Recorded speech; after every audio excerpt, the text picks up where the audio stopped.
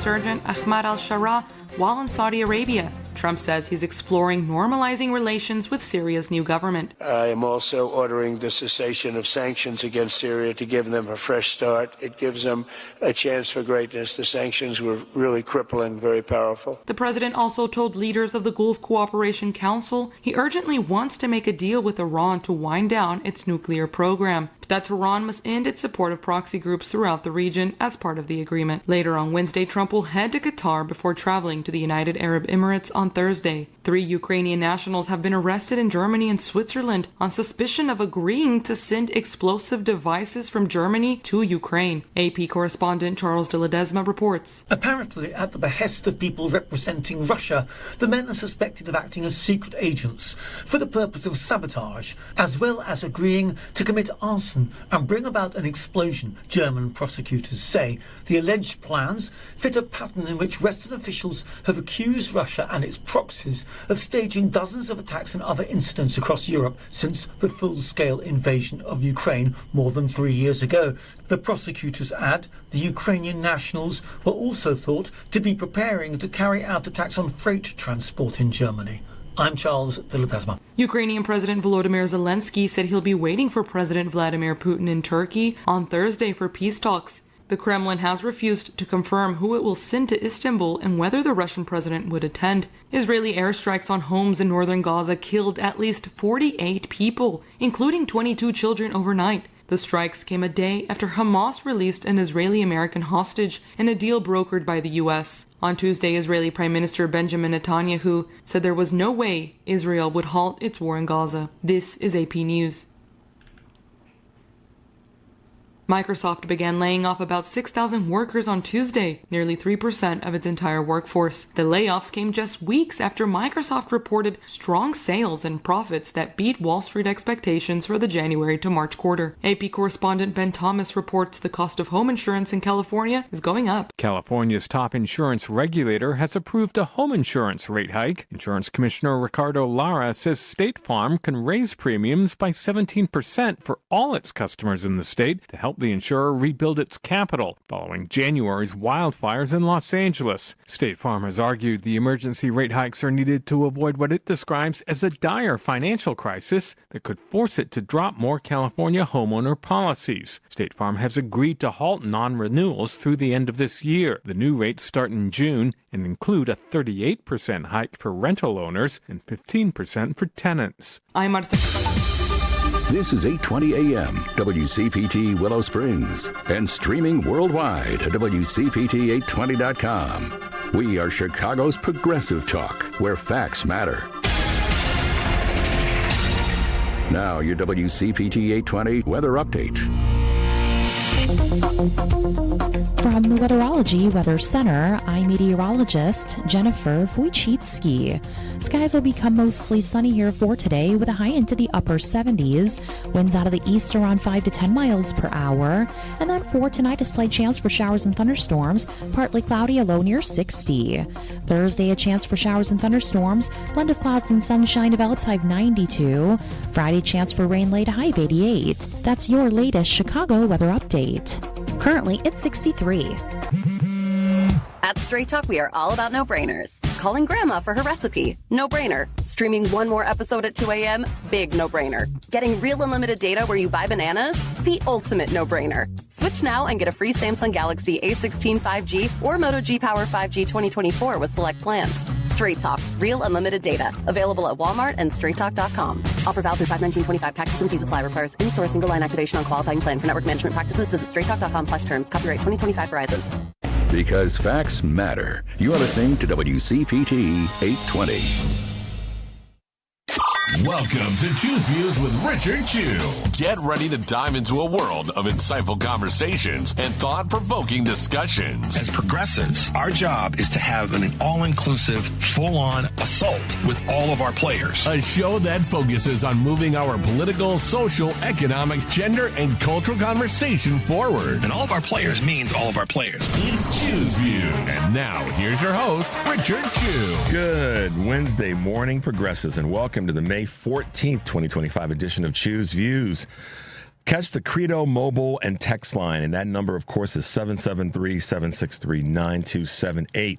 Yes, it's the Credo mobile and text line here at WCPT. Facebook Live, TuneIn Radio, YouTube, iHeartRadio. Email me, of course, at richard@WCPT820.com, and catch me on Substack. Catch all of our shows by subscribing to our WCPT podcast on Apple Podcasts or Spotify. There you can get Choose Views, short version and long version. Joan Esposito, of course, live, local, and progressive. Driving It Home with the great Patty Vasquez. The Big Picture with Edwin Eisendrath, Out Chicago, and our other shows and interviews. Check out our heartlandsignal.com digital platform, guys. It's a place you want to be. And the reason you want to be there is we really have, I can tell, I say this all the time, we really have great folks that are contributing to some of the digital items that you'll want to check out. But for right now, check this out, progressives. There is such gross and obvious incompetence and disregard for our institutions, touching third rails like Social Security and Medicare and Medicaid. This is not the behavior of people, because the Republicans haven't stood up en masse to resist what Donald Trump has done. A few people here or there. This is not the behavior of people who seem like they believe they have to answer to voters in 18 months. Yeah. That worries me. Yeah. Not that they're not worried, but that they don't think that they should be worried because maybe they don't have to worry about an election at all. Yeah. And yes, that is the thing to worry about. And I mean, I feel like for as heartened as I am about the American people literally protesting every single day against what Trump and the Republicans are doing, and so much more resistance than anybody told us to expect, I think it's also true that the people who warned us about how bad this was going to be, the people who were really hysterical, like really the doomsayers, they were all right about how bad this is. And what we're experiencing is not just somebody who's fighting against the Democratic Party. He's fighting against the democratic process. He doesn't think there should be elections. And they are consolidating power. They're disempowering Congress, ignoring Congress. When they're defunding agencies or closing agencies, that's Congress's job. That's not the president's job. When they're defying court orders, that's them saying that the courts don't have authority over the president. That's consolidating all power in one man. That's authoritarianism. And that's what you do when you don't ever want to have an election because you want to stay in power for life. And that is what they are trying. All the worst predictions about what he'd be like are true. But the best hopes for how much the American people would stand up against it have not even matched a fraction of how much people are standing up and how much people are saying no. There's never in the history of this country been an American president who's been this unpopular at 100 days in. The American public are just saying no. Are just saying no. No. Resist. The American people are saying no. And they're saying no in ways that, like Rachel said, wasn't anticipated. I think a lot of people felt like they would just, kind of go along and work their way through and not stand up and speak all the way up to the midterms. And that's not happening. Needs to be more, and needs to be coming more and more from elected officials across the board, up and down the line, local, regional, statewide, and federal. Hell, we need the international voices to step up, and they kind of are, Henry. I mean, you think about some of the people in the folks in Canada, for example, the leaders in Canada, the leaders in Mexico, our UK friends, some of our other European friends are all saying, "Nah, y'all got this one wrong," and that says a lot, and it needs to keep coming. So, Rachel makes a good point. It's surprisingly noisy, and it has to stay noisy. Constant noise. All right, guys, let's hit you with a couple of Choose Views news this morning, then we'll take a quick break here on May 14th, 2025. Hidden hotel fees are now banned. Some good news for travelers as we get to this travel season in the country who feel ambushed by resort fees and other surprise checkout charges. Starting this week, U.S. hotels and short-term lodging companies are required to disclose all applicable surcharges at the time of booking. Again, at the time of booking, as are live event ticketing companies. Oh, by the way, this is something that President Biden was really at the tip of the spear of getting going. Just FYI. Consumer advocates are hailing the new disclosure requirement as a win for the public, Though some worry the Trump administration cuts to the Federal Trade Commission and Consumer Financial Protection Bureau will hamper its enforcement. See, one wants to get rid of it. Again, just like prescription costs. I break it, fix it, I'm the hero. Annual inflation, slowest since 2021. The key gauge unexpectedly ticked down in April, a sign that inflation remained on a downward path just as most U.S. tariffs came into effect. The U.S. Consumer Price Index rose an annual 2.3% last month in April, the smallest gain since 2021. Data showed yesterday. The cooling trend could be disrupted, however, when the 90-day postponement of the U.S. tariffs on China imports expires this summer, right smack dab in the middle of summer. All right, they are affecting shipping from China. The tariff pause spurs a shipping frenzy. Temporary truce in the U.S.-China trade war has created a 90-day window for American businesses to get goods into the country, and many are wasting no time taking advantage. Danish shipping giant Maersk saw trans-Pacific bookings jump within hours of the trade agreement being announced. But the frenzy will likely come with higher transportation costs atop the 30% levies that remain in place. Memorial Day travelers are rethinking some of their plans. Americans are scaling back their Memorial Day travel plans as economic uncertainty persists, and many are planning road trips as gas prices are coming down, according to Bloomberg. In fact, 87% of travelers, or 39.4 million people, are projected to hit the road over the holiday, a 3.1% jump from last year, and a 20-year high, according to AAA. Home selling season had a little bit of a flop, a kerfuffle. The U.S. housing market is struggling to rebound, according to the Wall Street Journal, which characterizes this year's spring selling season as a dud. Quote, even with the inventory of homes for sales climbing, demand remains weak. Would-be home buyers are discouraged given elevated mortgage rates lingering around 6.5%. Prolonged economic uncertainty and depleted consumer confidence are all having their impacts. And then last but not least, United Health Group, CEO steps down as new leadership and new problems. CEO Andrew Whitty is stepping down immediately for personal reasons, quote, the company said yesterday. Chairman Stephen Hemsley, who previously served as CEO from 2016 to 2006, to 2017, is returning to the reins. The healthcare company also revealed that it's suspending its earnings outlook for the year amid anticipated higher cost of medical expenditures. All right, guys, just a couple of quick Choose News views. We've got a busy morning today.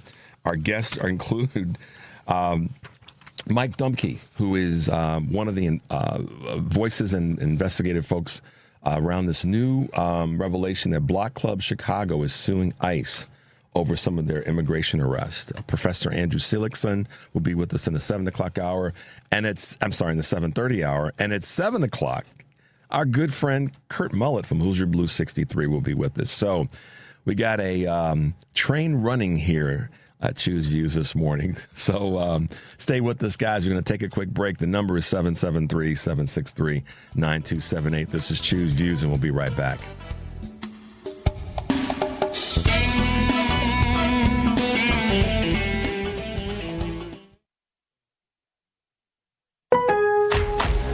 Member Week is here at Lowe's. Don't miss your chance to get up to 40% off hundreds of items like paint, stain, tools, flooring, and more.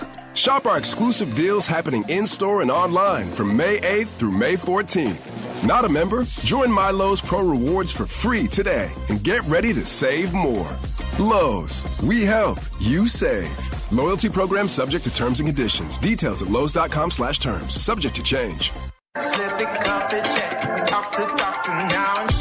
Nearly 1 in 2 U.S. adults have high blood pressure. That's why it's important to self-monitor your blood pressure in 4 easy-to-remember steps. It starts with a monitor. Be next to talk to your doctor about your blood pressure numbers. Get down with your blood pressure. Self-monitoring is power. Visit managerbp.org. Brought to you by the Ad Council, the American Heart Association, and the American Medical Association, in partnership with the Office of Minority Health and Health Resources and Services Administration. Because facts matter. You are listening to WCPT.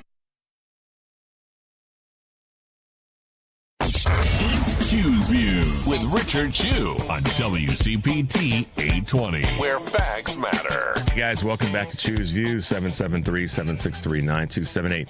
Today on Live, Local, and Progressive, Joan Esposito is back, and her guests will include Marjorie Hershey, political science professor emeritus at Indiana University, Bloomington, Jessica Craven, author of the Chop Wood, Carry Water Substack newsletter, and Carrie Hosep, author of Love, Mother Goose, a U.S. Army captain's story of surviving the Sunni Triangle. Joan Esposito returns today. Yes, Live, Local, and Progressive, weekdays 2 to 5, here on WCPT, Chicago's progressive talk for 20 years.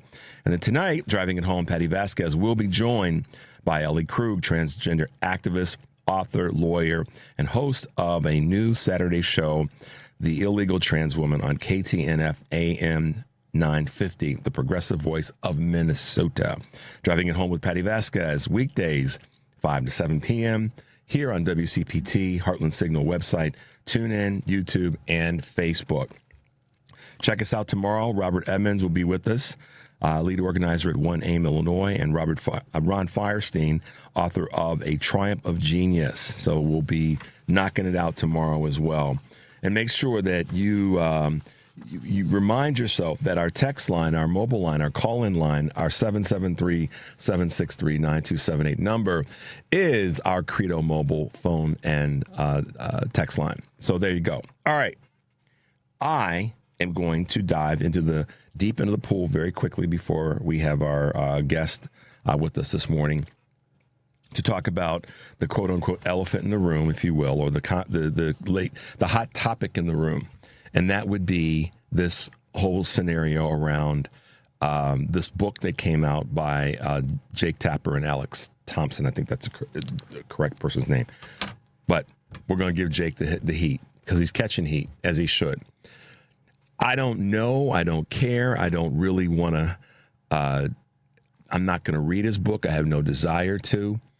And whatever is in there, accurate, completely, whatever, however you measure that. Here's what I have to say. Once again, you notice how every time, and I do mean, I'm going to say pretty much every time, most every time, that Trump has stepped in it in a major way with something. Y'all just check this out. Just kind of rewind a little bit.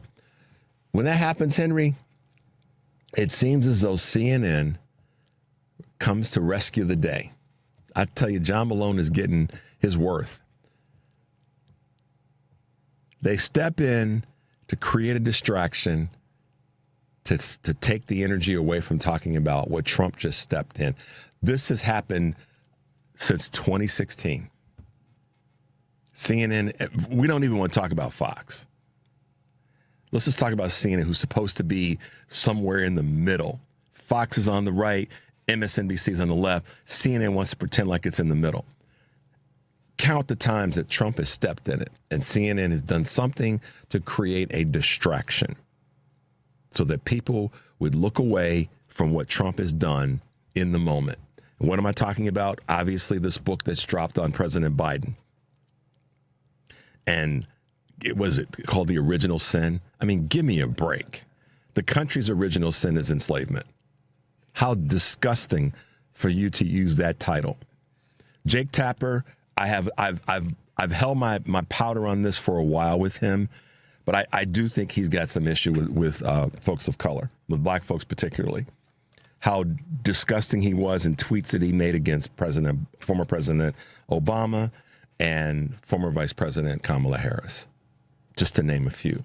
But I'm going to stay on point on this issue around the distraction with this book. Just ironic. So Henry, help me understand this. So they didn't have this book to release last week? Yeah. Right? Yeah. They didn't. So it just like, oh, we got to release it now. You couldn't release it last week? No. So is it my anticipation? Is there an anticipation that they knew that this was coming on Trump? And they said, well, we got to figure something out. I believe that. I'm not, going to go down this conspiracy path or anything of that nature. But it's just kind of becoming regular with CNN. The minute that Donald Trump steps in it, they've got some story, something they're going to drop about a Democratic leader of some capacity to misdirect, redirect, misinform, disinform the general public. So here's what I'm going to say on that part in terms of the distraction. Democrats hold the line. Just like the meme about Trump being the Pope and the other craziness don't get caught up in that silliness. Do not go down that path. Do not start talking about it and trying to defend it. I'm going to give a couple of tiny defenses of Joe Biden in a moment. But I'm just saying, at large, progressive liberal Democrats, do not get distracted. Do not let this be the thing that you go, oh, my God, they should have done this, and go down that same path again about we should have had.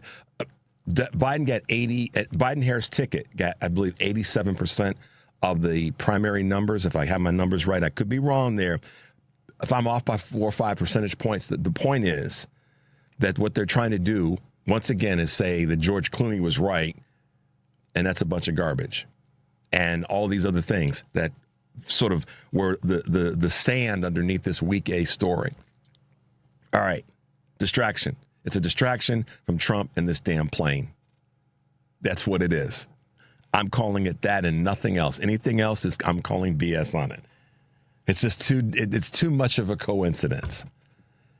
This thing is sinking him. This is a big, big deal. And so CNN drops this book. Okay. If that were the case, let's just play out. Let's just say that President Biden was, failing in health. I've always said Joe Biden is not terrible. That's not fair. Joe Biden wasn't the campaigner that so many other Democratic and Republican candidates for president have been. He just wasn't. He's good, but I don't think that there is a person in our lifetime, they may come, that would reach the level of a Barack Obama. I mean, as a candidate and then as a president. Barack Obama was just that kind of goat-esque quality in modern times of a candidate that could run, campaign, do all those things, and then govern. He was rare. There's others. I mean, I think that Kamala Harris was pretty damn close. She was pretty good at campaigning also. And I know she would have done a great job as president. And so where I'm going with this is, and I want to stay on track with my notes. Greg Abbott in Texas, they're okay with him governing Texas, our second largest electoral state, in a wheelchair. Got no problems with that.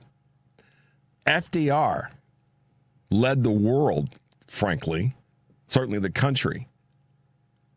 So I'm tired of the Joe Biden wasn't this, that, or the other. He was a great president. He did great things. None of us are perfect in any of the roles that we're in.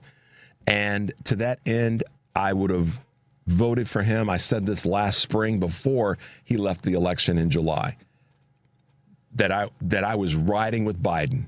And if it became so that he were to step out of the race or something were to happen, and all these people were like, well, it should be the next person, based on how I saw it, was Vice President Harris. And the Democrats would have been foolish. We didn't win. I get that. And people could say, well, yeah, but Chew, you should have had You're not going to drag me down that path. I'm standing on my business. Joe Biden would have been a great would have been a great candidate to win the presidency. He decided to step out for all the reasons that have unfolded and all the things that we're hearing, et cetera, et cetera, et cetera. But at the end of the day, Vice President Harris was also a great candidate. So do not get distracted, progressive liberal Democrats. I'm saying this. I wanted to put a little bit of time into it. And we're going to play a very quick clip from our own J.B. Pritzker, who was interviewed, and his comments regarding this. Did you know how bad things were with President Biden before the election? Well, when you say how bad things were, I mean, what I can say is I saw him a few times. I certainly went to the White House whenever there was an opportunity for me to make the case for something for people in my state. And I never had the experience of anything other than a guy who brought to the table a lot of good ideas about how to solve problems. Yeah. So to the extent people are now saying, well, we thought about whether he should have a wheelchair, which I understand is one of the things that was said. I never heard any of that. I never saw any of that. All right, fair enough. So whether he heard it or not, it's relevant, but it's the thing that I will say is J.B. Pritzker does. This is something that I love that he does as a politician, as a person, but certainly as a politician, as our governor. He listens. You notice how the very first thing he did was he very subtly questioned her question. Did you catch that, Henry? And kind of like, I don't know what the hell you're talking about. And she came right out with how awful. Y'all gonna make me curse this morning. Nah, I'm not gonna do that. Don't get distracted, Dems. Just stay focused. Stay focused on the criminal 34-time convicted felon that's in the White House and the criminality that's going on right now. I would take Joe Biden in a wheelchair over this garbage that's going on right now. I would, if we were going to make that comparison, in a heartbeat, because he knows how to govern. He knows how to govern, how to get things done, like Governor Pritzker said, with great ideas about how to make things better for all of the country, not just part of the country. Maggots, center-right Republicans, and the GOP in general. You all are at fault for what the carnage is right now. This whole, the economy's doing great because of Trump is a bunch of garbage. The economy that he got, he's still riding on the wave of that. And the depletion of values of companies right now is at the feet of Donald Trump. It is not at the feet of the Democratic Party or Democratic leaders, prior Democratic presidents. It's Donald Trump's fault. Stop fooling yourselves, folks. Just say it out loud. Say it from the bottom of your shoes. These are Trump problems. These are created by Donald Trump, and these are problems that Donald Trump has increased and made worse because he does not know how to govern. He does not know how to lead. Who in the hell signs all these executive orders? That's not leadership. That's just saying, I'm going to sign the document because I don't like this particular policy, which is clearly evident when talking about yesterday and this prescription drug conversation. I mean, how stupid do you all have to act? Those maggots that are out there and those center rights and those GOPers. I mean, how stupid do you have to be? We know that the prescription drug conversation was one that the Biden administration had really set on the right course. So there you go. Republicans, you all are stinky right now. I'm sorry. You just are. And I'm not sorry. I just, we've been giving you all this, warm blanket. No more. No, it's not that it's no more. It's just that we have to stop. Let me put it in a positive. We have to start telling them who they are in the moment. I say that so often, and it's got to stay. We've got to stay on that point. These ICE raids, these tariffs, these executive orders about things that are taking away history of African American members of the military that have served the country. The list goes on and on. Women. That's why what Rachel said at the beginning is so important. That fighting and resisting is incredibly bigger. It's much bigger than a lot of people thought it might be. So we're going to take a quick break. The number, of course, here, the Credo mobile and text line is 773-763-9278. This is Choose Views, and we'll be right back.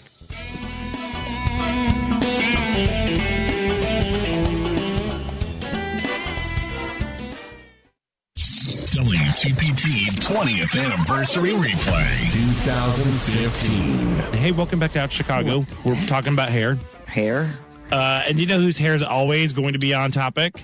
Hillary. Yes, Hillary Clinton. Just because she's a lady, we got to talk about how old she is, what she looks like, and what she's wearing. Never talk about men's hair. We don't do that at all. But hey, she threw her hat into the ring officially, announcing that she will be running for president in 2016. I say yay. Scott and I love her. That is awesome. I want her to actually be the Khaleesi. I wanted to have her just unleash all over Congress. I just want her to unleash her dragons. She ain't gonna put up with any, what? No. Those memes that were running around of her, on her BlackBerry, the "I got this" meme. But that right there is enough reason to vote for her. That's right. You're listening to WCPT 820 because facts matter. You're listening to WCPT 820. Here's the latest Chicago weather update. From the Weatherology Weather Center, I'm meteorologist Jennifer Wojcicki. Skies will become mostly sunny here for today with a high into the upper 70s. Winds out of the east around 5 to 10 miles per hour. And then for tonight, a slight chance for showers and thunderstorms, partly cloudy, a low near 60. Thursday, a chance for showers and thunderstorms, blend of clouds and sunshine develops, high of 92. Friday, chance for rain, late, high of 88. That's your latest Chicago weather update. Currently, it's 63. Hey Google, play WCPT. Streaming Chicago's progressive talk from TuneIn. You're listening to Choose Views with Richard Chu on WCPT 820, Chicago's progressive talk. Hey, good morning and welcome back to Choose Views. Bless you, Henry. I don't know if you guys heard that or not, but he had a quick little sneeze. He snuck it in before we came back on the air. Listen, guys, I want to be really clear about this whole book and whatnot. I am former President Biden would have been, just like anybody that paid attention to this, still a great president in any capacity that was allowed, that didn't affect his ability to navigate the country. And when we make comparisons of two men that are one in their late 80, about to turn 80, the other that's 80, yes, they're both of age. I'm saying by comparison, whether one is in a wheelchair or not, or both in a wheelchair, that is not denigrating folks that use a wheelchair. It is saying the comparisons that people are trying to make, or the way in which the mainstream media is trying to denigrate a person being. I'm saying the opposite, which is be damn a person is in a wheelchair or not. If they've got the capacity to lead, great. So nobody get that twisted. For the people out there that want to just find a reason to get something twisted, I am saying that we would be far better off than we are now, whether it be Joe Biden or Kamala Harris. And everybody knows that. There's too many people that are running around not admitting it and acknowledging it. We wouldn't have this crazy immigration issue and these arrests by ICE all over the country. And to that end, we have a voice that's going to speak to that this morning. And I'm so pleased to have with us investigative editor at the Block Club Chicago, Mick Dumke. Good morning, Mick, and welcome to Choose Views. Good morning. Thanks for having me on. Absolutely, man. You probably heard my little early rant about where we would be versus where we are. But thank you for joining us this morning, and I really appreciate you taking the time to be a part of the show. You have been one of the voices that's sort of raised their hand recently to talk about what's going on in this space of immigration arrest, and Block Club Chicago and their suit with ICE over immigration arrest. Can you speak to that a little bit this morning? First, take a moment. I apologize, Mick. As a new voice to our show, take a moment and just share with folks a little bit about your background, who you are, what you've been doing of late, and then let's talk about this most recent conversation around ICE and immigration. Sure. Again, my name is Mick Dumke. I am an editor and reporter with Block Club Chicago. I lead our investigative team at Block Club. And for those who aren't familiar, Block Club focuses on the city of Chicago's neighborhoods primarily, and issues and people that affect our neighborhoods in Chicago. I myself have been a journalist in the city for more than 20 years, and mostly doing investigative reporting. And I'll add, mostly since I focus on local issues, mostly investigating, offices and policies carried out by Democrats in Chicago. So just want to put that out for everybody that because, when I've been writing about ICE, I get a lot of blowback, of course, from people on the right. Have you done this with Democrats? Yes, you have. We have. I've sued the city of Chicago over FOIA violations, and now we're suing the federal government over alleged FOIA violations. So, my interest is in getting information so that we can have a functioning democracy. And one of the things that, and to your credit, that's getting information is important because it allows the rest of us who aren't investigative reporters to be able to talk about what's actually happening. And so what you've been trying to do is get information in terms of the records, the arrest records. And I think the arrest records. Yeah. So I don't want to take your voice in this space. Explain why having that information, the arrest records, is critical to not only the work that you're doing, but also to the greater community and better understanding what's happening. Well, obviously, I know you come from a particular point of view. The bigger issue here is that we need to know what's happening. I mean, it's not appropriate for any government agency to be acting like the secret police from the Soviet era. And so we had in Chicago, the issue I'm looking at specifically is what happened in Chicago in the first 10 days after Trump was inaugurated this January. Just using that as a window to look into issues of enforcement and, in this case, of transparency and accountability. So we know Dr. Phil was along for the ride for some of these roundups and the crackdown that happened in Chicago in January, and we don't know much else. So there was a PR effort. They made a show of ICE parading through Chicago neighborhoods, but since that time, 4 months later, we still don't even have a number from the federal government of how many people were arrested and detained during those operations. So we don't even have basic information about what happened. We know, the publicity that was released, they've issued boilerplate statements, we're going after aliens, criminals. We've all heard that stuff. But what actually happened? We don't even have a number of how many people were arrested and detained. We don't know who they were. We don't know what they were charged with. We don't know what happened to them afterward. So I think it's appropriate for us to have answers to those basic questions. If you agree with the immigration policy, if you disagree with it, I mean, how can you be opposed to knowing what actually happened? That's what I don't get. So we've submitted a Freedom of Information Act request and said, please provide us with this very basic information. I did that at the end of January. Here we are in mid-May, and we still don't have that information. And as a matter of fact, we don't even have an official response from ICE telling me whether or not they're going to comply with my request. So under the law, there are many loopholes in the federal FOIA. There are many exemptions. So they could come back to me and say, we don't think we have to provide this information to you. But what they are clearly required to do is to tell me one way or another. And they have basically been ghosting me now for months. And so as a result of that, we decided to go to court and to challenge their non-response and to ask, the court to compel them to give us the records we've requested. So essentially, they've blown you off, and that's right. And not they've not responded, and in the sort of weak response that they've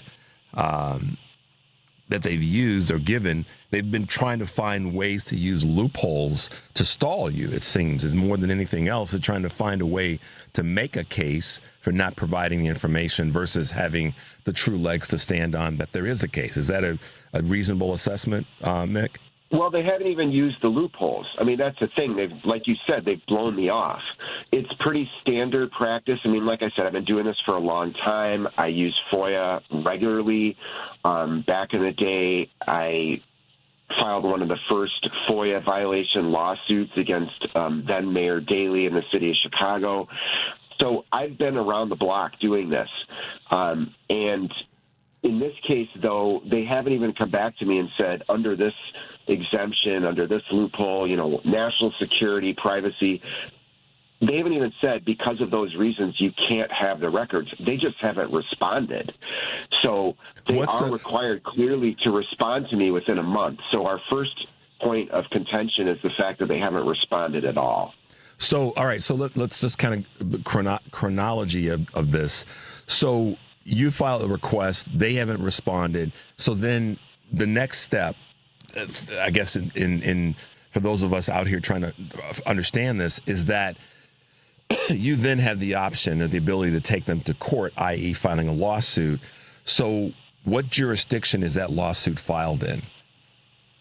It was filed in U.S. District Court in the District of Columbia. Really? So, yeah. So then, all right, so even though you're focusing on the arrest records of folks that were here in Chicago, and I guess it was during, what is that, from the 21st basically until the end of the month of January when some of those initial sweeps took place. So are you seeing that this is taking place, or the lack of transparency in other cities? Are you talking with other folks that are investigative reporters and journalists and writers like you, let's say in Boston, or let's say in DC Metro or in Philly, and obviously this past weekend in Newark? Are you talking with any of your colleagues in the industry, in the business, that are running in some of the same hurdles that you are? Well, I'm certainly following reporting from around the country, and I have been talking with other people and groups who have gone to court against ICE and the Department of Homeland Security over FOIA specifically. I'm not in here. I'm a journalist. I'm not in here to try to shape immigration policy. My job is to get information, like we said, and to, tell stories, fact-driven stories, so that the public can know what's going on, so the public can be informed. So I see my role as pretty focused, actually. And in this case, I'm just looking at these 10 days in Chicago. The reasons for filing this case in the District of Columbia have to do with, where the federal government is based, obviously. I mean, it's because the suit is against the Department of Homeland Security and ICE. Our attorneys decided that was the proper venue to file the lawsuit. So that's just really a legal issue. Okay. But to your broader question, yes, I am in communication with others, national organizations included, to talk about how they have used FOIA and what their strategies have been to get information from these departments, from these agencies. Yeah, I mean, I could care less about you shaping policy any more than myself shaping policy on immigration. So you don't want me shaping policy, right? Yeah. We want it to be right for all of those of us who are concerned about it being done in a proper way. What that's defined as, we aren't going to try to solve that this morning. But my question was really more around if you're seeing your colleagues like yourself who are just digging for information, and by law, since these are federal agencies, have to kind of give up the information. So that's what I wanted to kind of get an idea of. The ACLU has also put their hand in this conversation. What do you know that's happening with the ACLU? Well, the ACLU has been very active for years on this front. They have used FOIA to try to get information, for instance, about detention facilities. ICE it has some of its own facilities, but it also contracts with a lot of local jails. It contracts with private prison operators. And so, for example, last year, the National ACLU sent in a FOIA to get some records showing details of those contracts with private prison operators. They filed their lawsuit, I believe, last August, which I'll note was under when Joe Biden was still in office. They didn't have any success through their FOIA. So they went to court last September, and they just got records last week, I believe. So this is not an unprecedented process, but I think the broader point here is that ICE and Department of Homeland Security do not cough up these records. They are public records, but they do not cough them up very easily. They tend to be quite secretive, and so it forces groups, whether it's a group like the ACLU, whether it's journalists, whether it's other citizens just trying to find out what their government is doing, they force us to go to court to get records that should be public from the get-go. So this is a question that's not meant to sound partisan, but it is more around judges and how judges are going to look at this.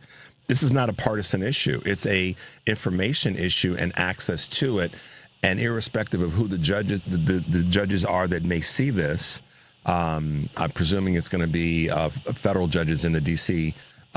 circuit, that they've got to force a DHS's hand here, right? Am I wrong about that or no? Well, they've got to interpret the law, right?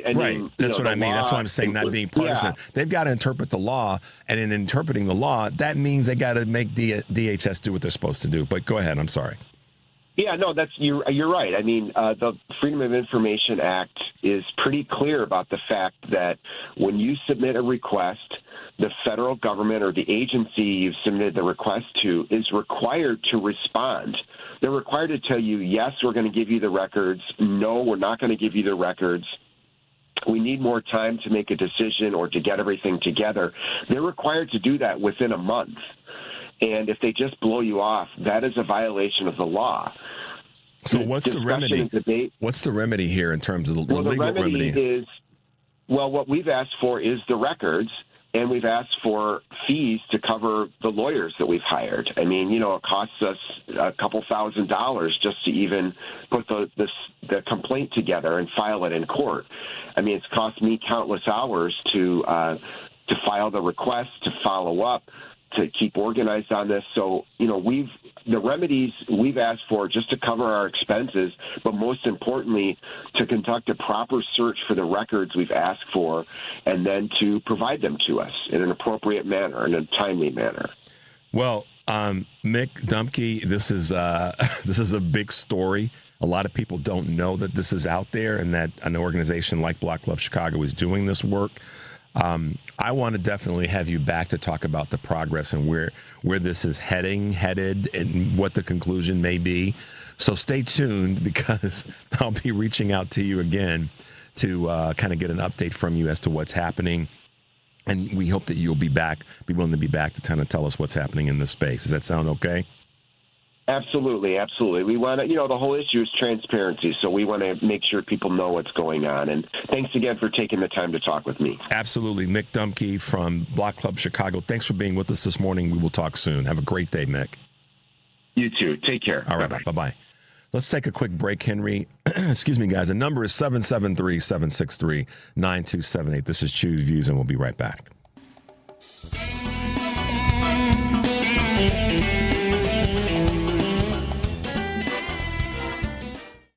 Greece is cheap. But the airfare costs a fortune. Paris? Not much closer, and again, airfare... What about Puerto Vallarta? Let's face it, flying anywhere is just too expensive. Wait, what's this? Low-cost airlines. With one call to low-cost airlines, you'll drastically slash your travel costs. We're talking insanely low airline prices to any of your favorite destinations. Where would you like to go? London, Rome, Costa Rica, Australia? Wow, that's cheap. So why wait? Call now to learn how crazy cheap it is to fly anywhere in the U.S. or international. Our prices are so low, we can't publish them. The only way to get them is to call to instantly hear the most amazing best deals on airline travel. It's that easy. So call now and start packing. 800-708-3091. 800-708-3091. 800-708-3091. That's 800-708-3091. 3091. WCPT 820, Chicago's progressive talk, where facts matter.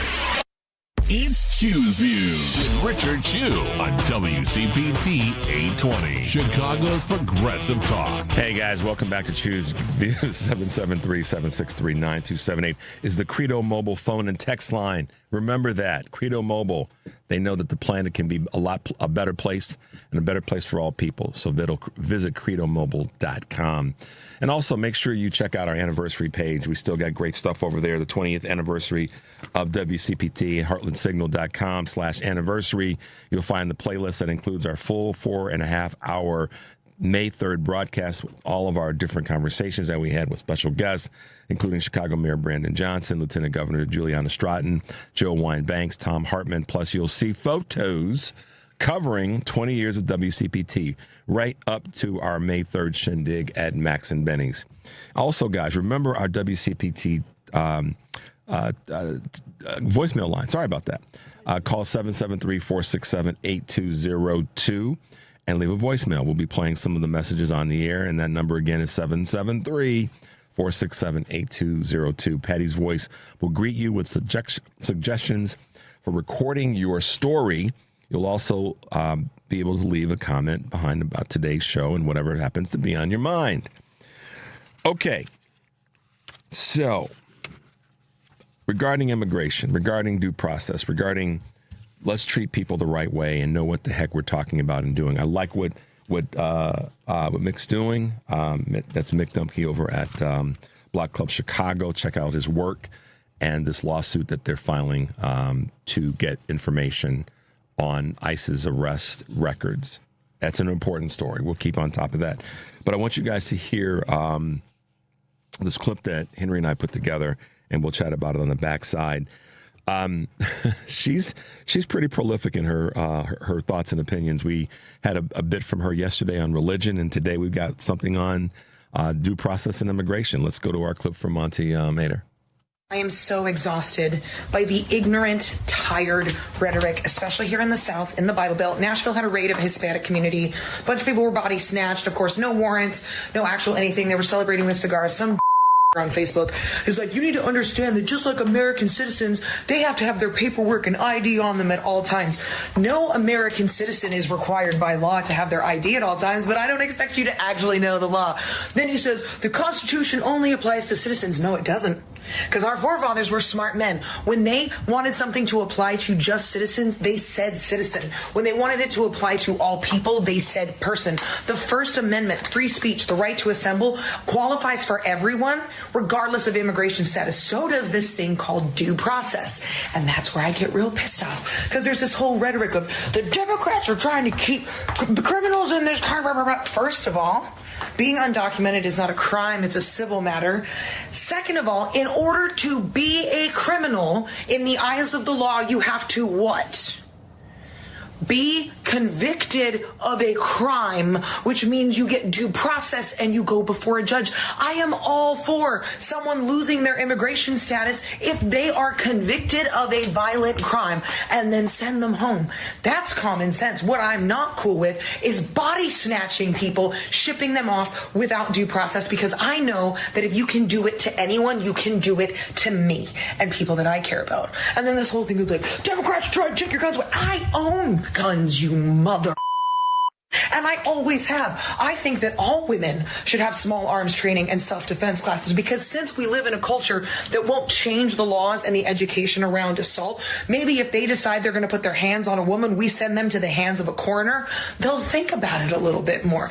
It's absolutely preposterous. But I also think that a semi-automatic weapon that can be outfitted with a bump stock, that can do 200 rounds a minute, should be harder to get than a revolver. If immigrants hate Christians, no. We want you to stop shoving it down everybody's throat and honor other people's religion, because the only people religiously persecuting others is you. Now, I understand that these are all straw man arguments that, well, if you disagree, you must want the complete other extreme, instead of, hey, how about we just let people live how they want to live? Like what a concept. If you don't want a gay marriage, don't get one. If you like the gender you are, cool. Doesn't mean somebody else has to. It literally has no negative impact on your life. It makes no sense. We're going to spend a ton of money doing what? A military parade for a draft dodger instead of making people have affordable homes or like feeding kids at school? You're joking. Pro-life. Hands of the coroner. Now listen, y'all. She's going to be with us for a while because she brings the heat. And many of you have asked me for more of that. So we're going to bring it to you. I search and look. And she brings the heat. And so you'll hear more of her in the days and weeks to come. And if you want the clips, I had a bunch of people yesterday that asked me about her clip on religion. And so we got that out, and we'll get this one out as well. So just send me an email at richard@wcpt820.com. I apologize respectfully for the bleeps, but you know, she like many of us has a salty mouth, and it ain't nothing wrong with that. Appropriately used, saltiness is right on point. But I love what she said about hands of a coroner. That one made me snort laughing the first time I saw the clip a couple of days ago. All right, the big conversation though, the big point that she's making as it relates to immigration is due process, and that's why I said this whole Jake Tapper thing in the book on former President Biden and all that is a bunch of garbage. It's a distraction from what the current administration is not doing correctly, rightly, legally, and what they are doing that's wrong, illegal, immoral, and all the rest. Donald Trump, listen, understand this, y'all. Donald Trump got due process and got convicted. He is a criminal. You understand that? So if we want to deport criminals, let's start at the top. Let's send his, you know what, someplace else. How about back to the country of origin of his grandfather? How about if we do that? For all you maggots running around saying, oh, well, you got... I love how she does that voice. I do that voice. I was like, oh, yeah, we're cool. She does that voice. I do that voice. I was like, she's great. The point is, if we're going to talk about sending convicted folks who have... Let's start with Donald Trump. Mr. Garcia has done nothing. In fact, y'all check this out. Call in anytime now until the end of time and tell me where an immigrant of any community of color, okay, I'm being very specific, an immigrant of all the communities that come from the southern border or brown-skinned folk, that they have harmed you physically, emotionally, mentally, financially. An immigrant. With detail. I want to hear that. Versus the one in the White House and how they've harmed you. He's not an immigrant, but he's a criminal because he got due process. Let me know how many times that's happened in your life. Because if you can't, then your argument, it kind of falls on deaf ears, as it should. Because you really don't have an argument. You're just grinding an axe because you're, once again, denigrating the others. So let me know. I'm willing to hear where a person who is illegally in the United States from a brown country has directly impacted and harmed you in some capacity. I really would like to hear about that, whether it be financially, emotionally, physically, spiritually. Let's go on with all the lees. I bet you can't give me one. And if you do, you're making some garbage up. Maybe you do.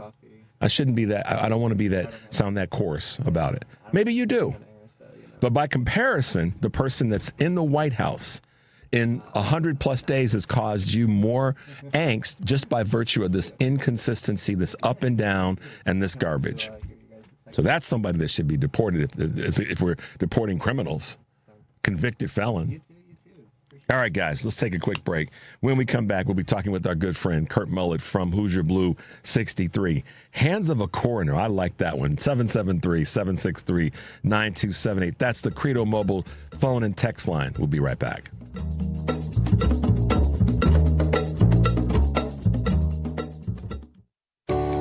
When it comes to banking, you need a bank you can trust. A bank with a rock-solid reputation and the highest integrity. A bank that gives you the attention and respect you deserve.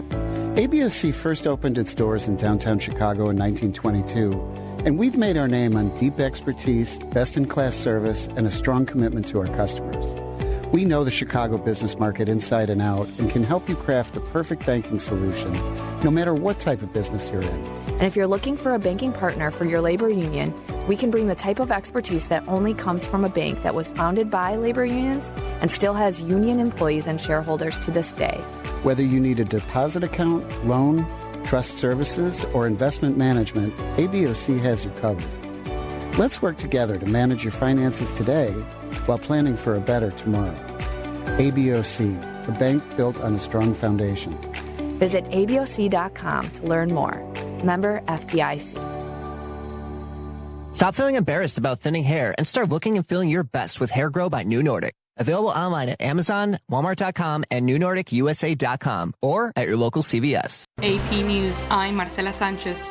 Thai officials say they've seized 238 tons of illegally imported electronic waste from the U.S. at the port of Bangkok. 10 large containers had been declared as mixed metal scrap, but turned out to be mixed with circuit boards. Officials say the waste was found Tuesday as part of a routine random inspection. President Trump met with Syria's president, former insurgent Ahmad al-Sharaa, while in Saudi Arabia. Trump says he's exploring normalizing relations with Syria's new government. I am also ordering the cessation of sanctions against Syria to give them a fresh start. It gives them a chance for greatness. The sanctions were really crippling, very powerful. Later on Wednesday, Trump will head to Qatar before traveling to the United Arab Emirates on Thursday. He's facing criticism after saying he would accept a luxury jumbo jet from Qatar's ruling family. AP correspondent Julie Walker reports from court at Sean Diddy Combs' trial, where ex-girlfriend Cassie Ventura has testified about abuse and freak-offs. Cassie is back on the witness stand Wednesday for another day of testifying at her former boyfriend, Sean Diddy Combs' trial. She spent Tuesday telling jurors about freak-offs that Diddy directed her to do, where she had sex with male prostitutes as he watched. She said Combs dictated every aspect of the encounters, which she did not want to do, at times crying on the witness stand. Cassie also told jurors about a widely seen video of Diddy beating her up in a hotel hallway. Combs' lawyers say the government is trying to turn sex between consenting adults into a prostitution and sex trafficking case, and that loving baby oil is not a crime. At court in Manhattan, I'm Julie Walker. A Los Angeles judge has reduced the sentence of Eric and Lal Menendez, making them eligible for parole after 35 years behind bars. The brothers killed their parents in 1989. They have argued that it was self-defense after years of abuse. This is AP News. AP correspondent Ben Thomas reports Texas and other parts of the Southeast are facing extreme heat. Forecasters are advising people from the Dakotas to Texas and across the South to use caution outside, with unseasonably hot temperatures descending on the area. The National Weather Service in the Houston-Galveston area says highs over the next 6 to 10 days will make it feel more like August than May, with the highest temperatures in Texas and Florida.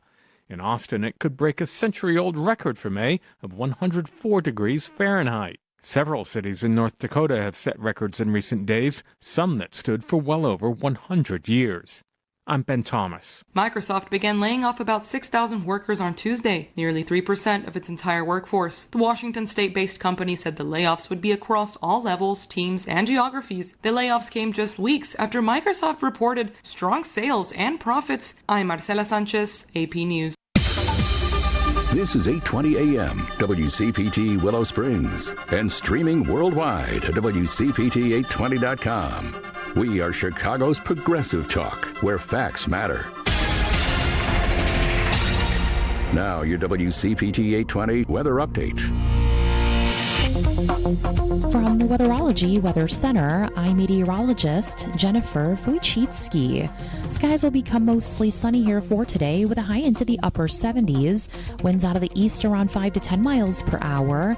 And then for tonight, a slight chance for showers and thunderstorms. Partly cloudy, a low near 60. Thursday, a chance for showers and thunderstorms. Blend of clouds and sunshine develops, high of 92.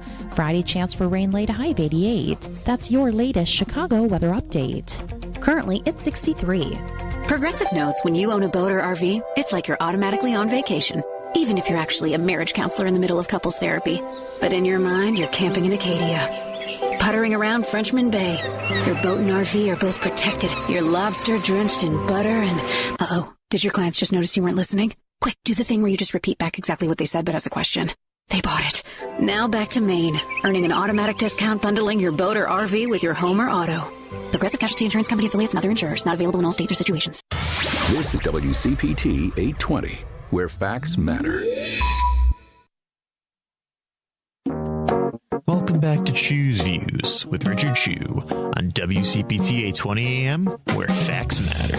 Take it away, Richard. Hey, progressives, welcome back to Chew's Views, 773-763-9278. You guys are the best. I get criticisms from in terms of texts and observations like, hey, Chew, you should try this or you should consider that or you should talk more about this or talk more about that. And I appreciate all of it because it's about challenging.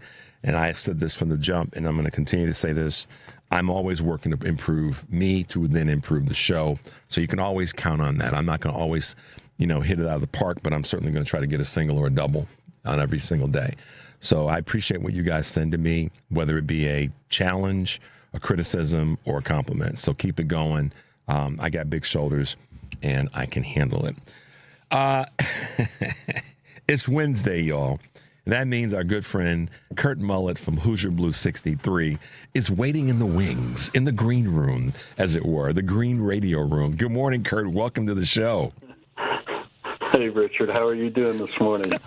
I'm doing great. I'm laughing in the amount of people who are like, Chew, you need to be talking about this, dude. What's the problem? Yeah. You're gaslighting us. Come on, talk about this more. And why aren't you saying this? And why aren't you uncovering that? And I'm like, you know what? That's part of the deal. Hey, man, I got to tell you. Yeah. Well, and you get when you're posting bombarded. Some of the wonderful things that you post, you get bombarded with stuff, and I'm like, I do. I can't keep up with it. So. Right, that's the thing. You can't keep up with it, so you kind of have to let you just have to let it be there. And I let it be there and check it when I can. Exactly. But I will say this for you guys that don't know, you have to check out Hoosier Blue 63. This is my man Kurt Mullett. And some of the things that he posts, I like to look at Kurt's posts and go, wow, that was really creative, or and it always is. But here's something for you. One of the things that he posted is, and it was from an event that Trump was at, I believe. MAGA is a mental illness. Mm-hmm. It is. Well, it's National Mental Health Awareness Month, so I thought we ought to bring awareness to the mental health that's going on the right. There we go. That's why. So, yeah. What say you, my friend? What else is happening in the world of Kurt Mullett and Hoosier Blue 63? You've had an interesting week of things that you've been posting. Yeah, I mean, what do you want to talk about? You want to talk about the white privilege airways that landed in America here from South Africa? You want to talk about the budget plan? You want to talk about the raids of supposed ICE agents that aren't actually ICE agents? They're Proud Boys and 3%ers and Oath Keepers and guys like that. What do you want to talk about? I mean, you talk about bringing the heat. We have to continue to turn this furnace up because it's getting crazy. And all due respect to everybody who talks about law and order, there is no law and order with this administration. They have completely abandoned law and order. They don't pay attention to it. Nope. Just look at the Oversight Committee hearings with Kristi Noem and Kash Patel. Just those two alone. Gosh. Just watch those and look at how they respond. They are ignoring law. There is no law and order in this country right now. And I understand people want to follow law and order. I get that. But they are not. They will not follow it. So going through proper channels ain't going to work right now. It's not. And well, it's they getting have to, worse daily. But what I think has to happen is that we have to still have them as a tool. We have to here's a person that said it best, I believe, and that's New York Attorney General Letitia James. She said, I know, and I'm paraphrasing, I played the clip on Monday. She said, I know this stinks. This is awful as hell. She said, however, the courts are our tool.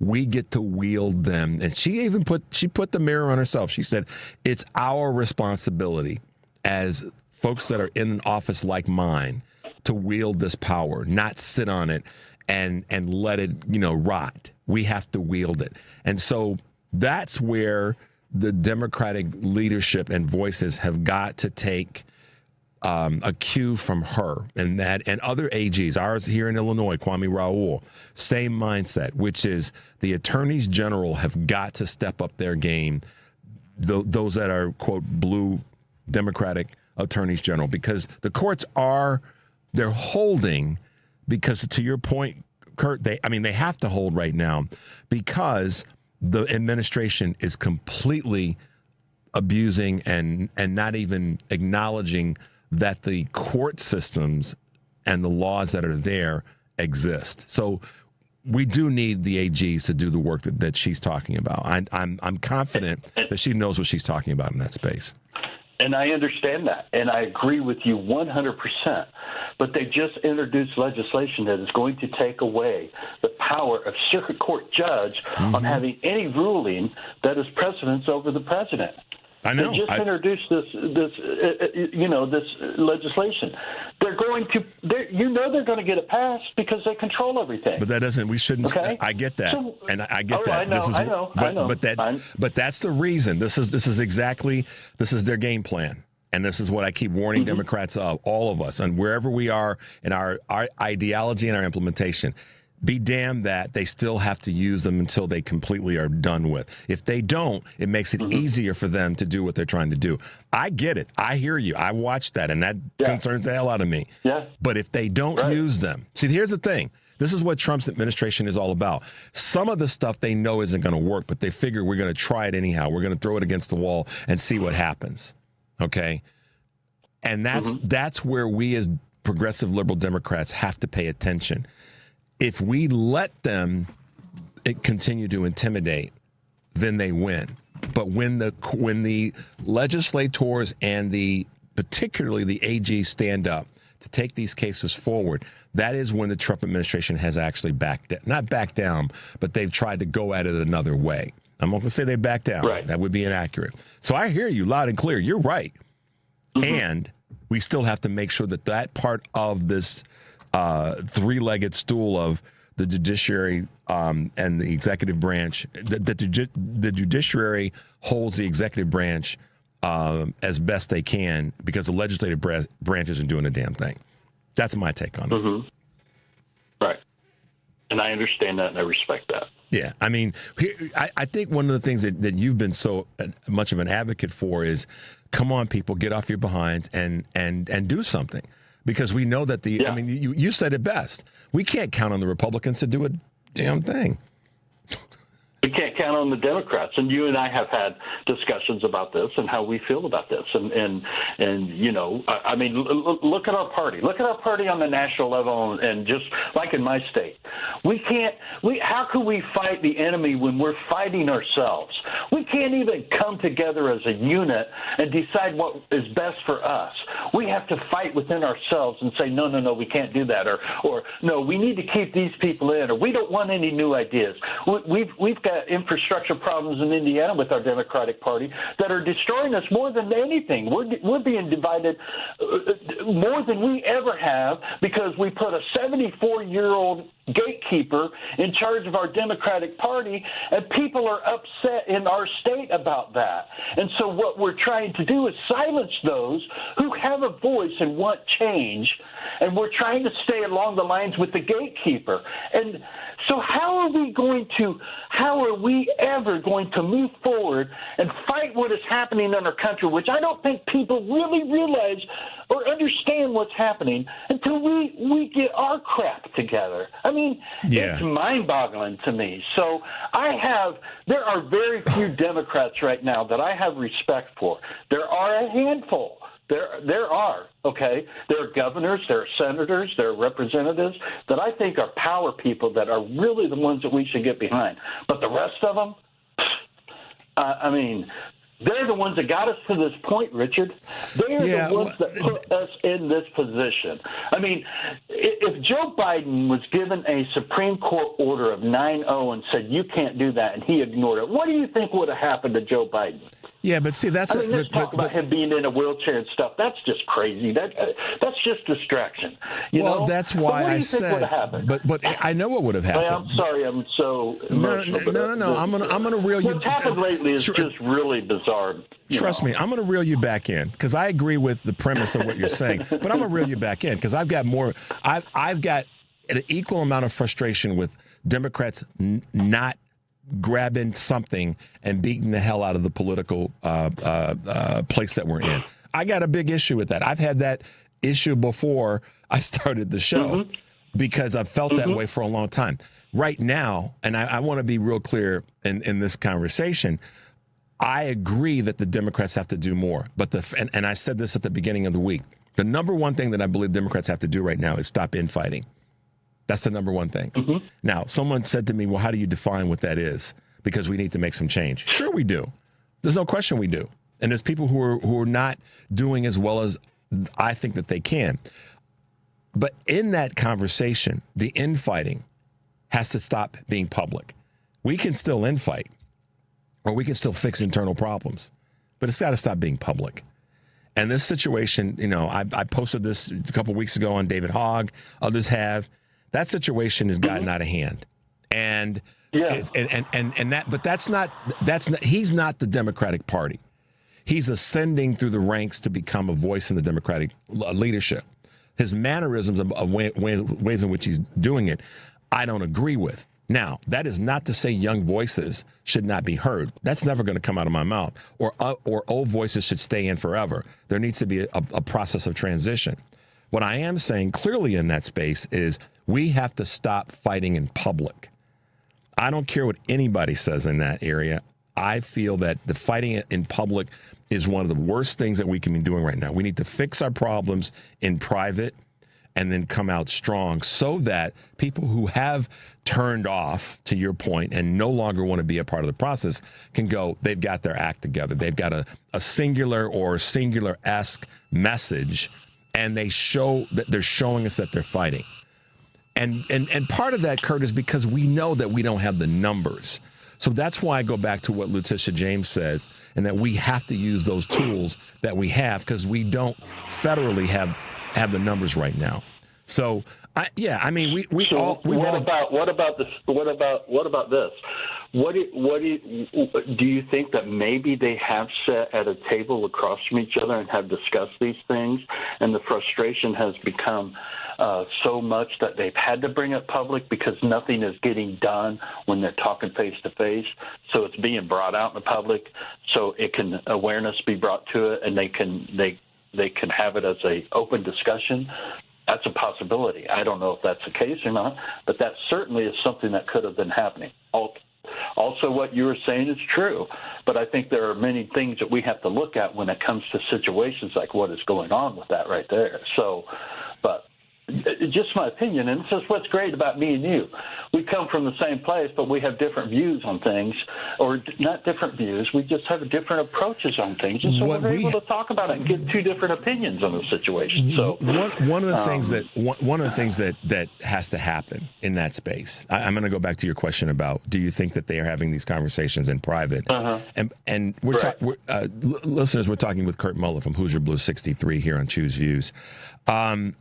If they're having those conversations in private and the frustration has boiled over because they're not getting anything done in private, and then they take it public, inevitably what happens, in my observation, is that the people who are turned off by that are further turned off by it. Because what I haven't seen is this. This is the point I want to make. What I haven't seen is that methodology has solved the problem, which is Dems coming together. Because every time it happens, the results are there are more and more people that find disdain with the Democratic Party. And I'm not about that right now. I'm about the Democratic Party coming together. So I don't agree with the public airing of laundry. I don't. I think that the people who are in those positions should discipline themselves to fix those problems in private. And even the structural parts of the Democratic Party, to air that I'm just, this is not just my opinion. We can talk about opinions all day long. I have seen more and more people say, God, I wish they wouldn't do that in public. Than people saying, I'm so glad that they're airing their laundry in public. To me, that's a simple litmus test. It's a simple litmus test. I have seen more people say, God, I wish they would just fix this in private. Not literally those words. Versus, I'm so glad they're outing and then people that are saying, I'm so glad that it's not just the young voices. It's the content. It's what they're saying that matters as much as where they're saying it. So, yeah, I mean, you and I, at the end of the day, we want the same damn result, which is better. Right. And I think the approach that's being taken right now, and I'll give you an example why I think that this is an approach that is going to attract more people. The ways in which Democratic voices that are the leading voices are resonating, like the J.B. Pritzker, like a Jasmine Crockett, like an ALC, and the list goes on, and Senator Murphy and so forth. You got Chris Murphy. You got some echo going on in the background. What's happening is more and more people are saying, yes, we're finally getting Democrats that are speaking up unapologetically, and they're saying what they have to say. And by comparison, rather than outing us, let's out the Republicans. So if we're going to out anybody, that's how I see it, because I want to make sure that we fight hard, but we don't fight against each other. We fight against the true opposition. You know, if we got and that's the exact same thing I want. I don't want us to be fighting against each other. Yeah. But that's what we're doing. Well, we are. Our focus, so. Yeah, no, we are. And I know, I'm willing to try on this suit. Maybe a little bit of that is good. Maybe it is. And we all have to be, I think, open to that to some extent. But, I believe this strongly, that the fix right now there's internal fix that has to take place, but we cannot just go. I don't think that just because there is opposition or there's all this hell coming from the right, that we can't still have people stand up and fight. And maybe I'm just oversimplifying it, and I'm willing to take the heat for oversimplifying it. But I will say this, and I will say this with clearly. You're going back to what you said, or not what you said, but what I said earlier about some of your posts. I got to read these to you guys as I'm shifting a little bit. One of Kurt's posts was, trying to find an honest Republican is like trying to find a Tootsie Roll in a septic tank.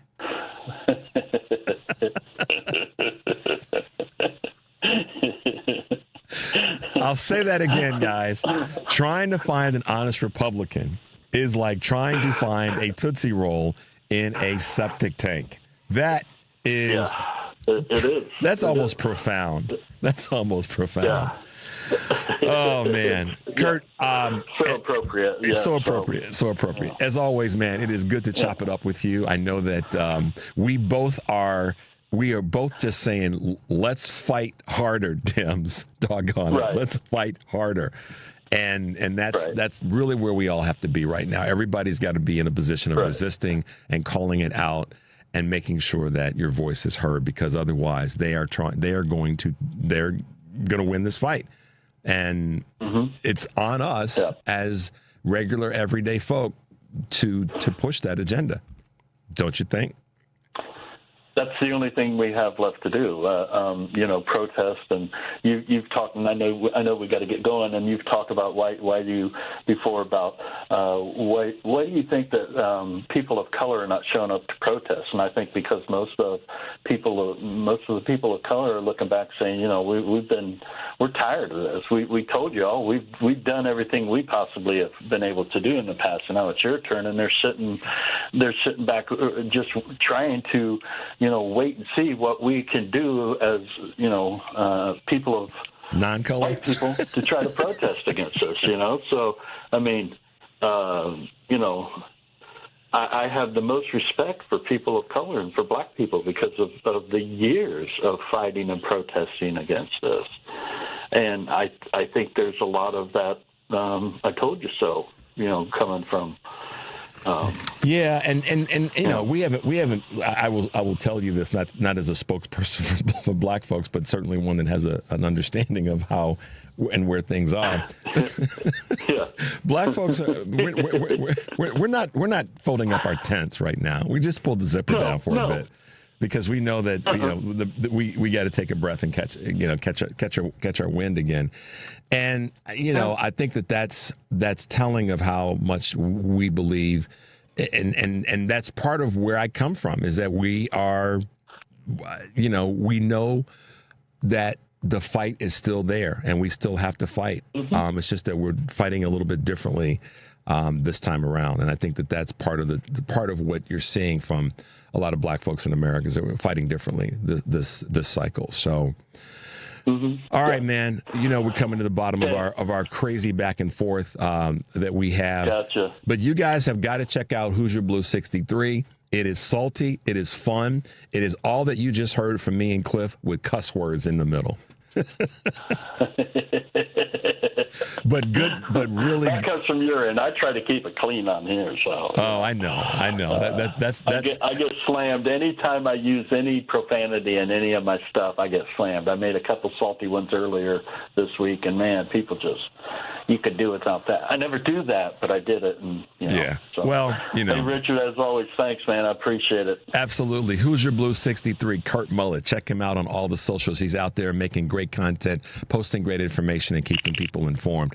Kurt, thanks for being with us this Wednesday. Have a great day, and we will talk soon. You too, my friend. All right. Talk to you later. Bye-bye. Bye-bye. Kurt Mullett, y'all. All right, let's take a tiny break, and then we'll come back, and we'll try to squeeze in maybe a call or two. We'll see what happens. 773-763-9278. We'll be right back. Hi, my dad founded Chicago Community Acupuncture. My dad did too. That's because we're sisters. Yeah, but it's true. Acupuncture has helped billions of people, but some people are still afraid of it. Why? They're afraid it'll hurt, or that it won't do anything to help them. That's silly. We get acupuncture all the time, and it's like less than a mosquito bite. And everyone knows that acupuncture can help a bunch of different problems. Not everyone knows that. Someone should tell them. I think you just did. So if you'd like to experience top-quality acupuncture at half the price of other places, come visit us at Chicago Community Acupuncture at Milwaukee, Devon, and Nagel. Call 773-853-0920, 773-853-0920, or our website, ChiCom Acu. Chicomacu. ChiComacu.com. Or ChiComacu.com. Chicomacu. Either way, we'd love to help you. Start feeling better today. You've always wanted to drive a Porsche. What are you waiting for? Find your new Porsche at the Porsche Exchange in Highland Park. Browse and test drive our selection of pre-tariff cars ready for immediate delivery, like the 2025 Porsche Cayenne. And right now, lease the 2025 Macan Electric for only $9.99 a month for 39 months. Shop electric Porsche models and more by visiting the Porsche Exchange in Highland Park or PorscheExchange.com. $8,999 to its signing. Excludes tax, title, license, and dock fee. No security deposit required. Expires 6/2/25. You're listening to WCPT 820 because facts matter. Good morning. You're waking up with Richard Chew. Good morning. Good morning. Good morning. We're live and ready to hear from you. Text or call us now at 773-763-9278. Same number. Simple as that. Let's get the conversation going on WCPT 820. Chicago's Progressive Talk. Hey, Progressive, welcome back to Choose Views, 773-763-9278. Let's grab a couple of quick calls. Let's see. Let's go to Steve on the Gold Coast. Hey, good morning, Steve. Welcome to the show. Good morning. And I would tend to agree with you. I think Democrats can sit down and behind closed doors discuss the things that they disagree about and create some sort of coherent strategy. At the same time, recognizing, it's a big tent party, unlike Republicans. And the kind of Democrat that's going to get elected in San Francisco or in Austin, Texas, is not the kind that's necessarily going to get elected in DuPage County here in Illinois. And to sit there and to start, going at each other's throats, the old saying about, just leave Democrats alone, they'll line themselves up in a circular firing squad, has been around for decades.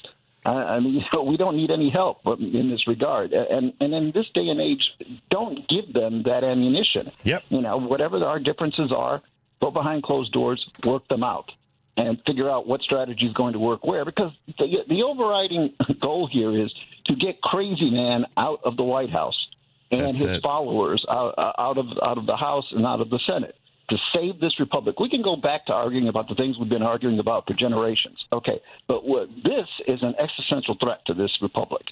And so, like I said, we need to pause things in terms of those differences until this threat is resolved.